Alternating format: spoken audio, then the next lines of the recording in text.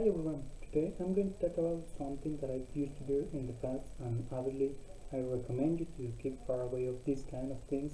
Please, the addictions are bad, and for the people that are wondering what it is, yes, I'm referring to drugs.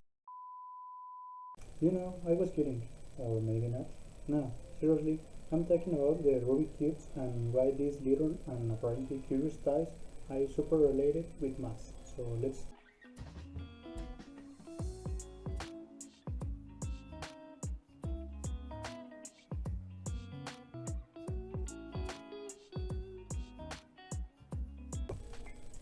Hi again.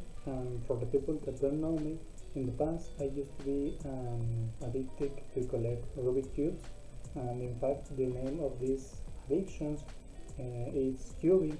And just to recap, let's imagine that all of us who are watching this video are in the past and in the high school, okay? So I was solving algebra problems in the cafeteria, and my friends came with these little and curious things.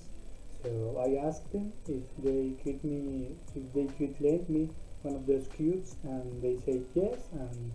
And all of the rest of the day, I was solving the cube. And for the next day, with my head spinning around, I was incapable to solve the cube. So the classes started, and the teacher grabbed one of these little cubes, and he started to solve it. And in less than 15 seconds, he get to solve the cube entirely. That was amazing. So he started to talk about something of the algorithm that a beginner person must follow to can solve one of these little things, and also about the combination, permutation, algorithm, probabilities, special cases, and all of these kind of things that have a really close relation with maths. But to be honest, you only need the basic knowledge to solve the cubes, because if you get to solve it and understand every movement that you did it in the process, you can extrapolate this knowledge to the other cubes and the other cases that exist in the cubing world. So I consider these 6 cubes the basic ones for the people that start in the cubing world, and if they want to solve the rest of the cubes that exist, you must buy at least one of these cubes to be able to solve the next cubes. The first one is the triple gray cube, and this is an essential cube in a collection of cubes. So this cube has a definite center, so the sides are moving around of them. In this cube have 6 different sides, and I mean this is the basic one. Next one is measurements and evolution of the last one, and it's in fact this is a dodecahedron with 12 different colors, like a normal 3x3, but the evolution, like I said. The next one is a 4x4 cube, and no, for the people that are thinking, it's not the same as the 3x3, because this cube doesn't have a definite center, so you have to find the correct orientation of the colors. And just to be clear, the algorithm that you must follow to solve the impair number of cubes, like the 3x3, the 5x5, the 7x7, it's similar, because these kind of cubes have a definite center. I mean, this center doesn't move. I mean, it's always in the same positions, but in the par number of cubes, you must follow other algorithm and movements to can solve and fix the cube. So the next one is a pyramid. This cube or this pyramid, it's totally different to the last ones that I showed you, because this has different movements at all, also not defining center, so it's a good challenge for the beginners. The next one, and this is a special case because it's a 3x3, but a juror cube 3x3.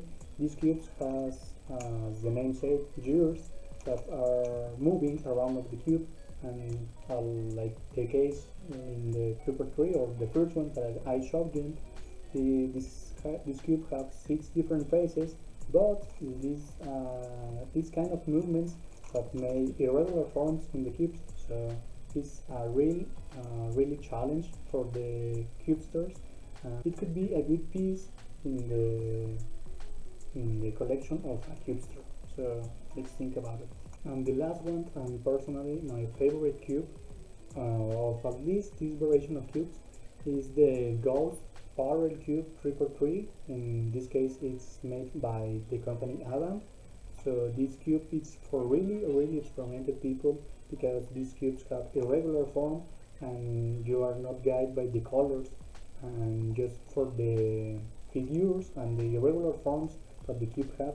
So the Ghost is the basic ones in the cubing world to collect. So if you want to buy a weird cube, so just think about in the Ghost and all of the variation of Ghosts, like the normal or the barrel cube.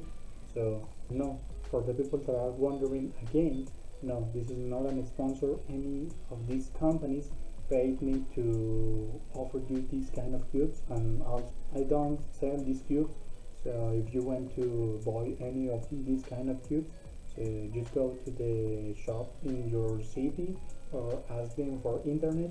But no, this is just a part of my life, and in the past I loved to collect cubes, and also I have more of them in a box. But I consider these cubes the essential in a collection in a beginner version. Unfortunately, we arrived to the end of the video, but just a conclusion: if you want to start in the cube world, just start with the simple cubes and don't be eccentric and buy one of these cubes like the Ghost of the Mega Mints. I mean, you start at the beginning by the 3x3 or the 2x2, that is easier.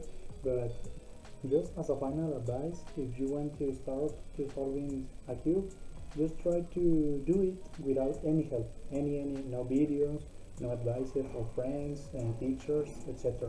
Because if you solve the cube by yourself, understanding the movements and the algorithm that you are applying to the cube, it would be easier if you want to buy a cube, an advanced cube, because as I said, the knowledge is just to extrapolate to the other cubes and the other cases, and this is really related with math, because the cubes has a lot of combination, permutation, and etc. Like I said, and if you want to study the code or the knowledge of the cube, just look for internet and you can find all the information.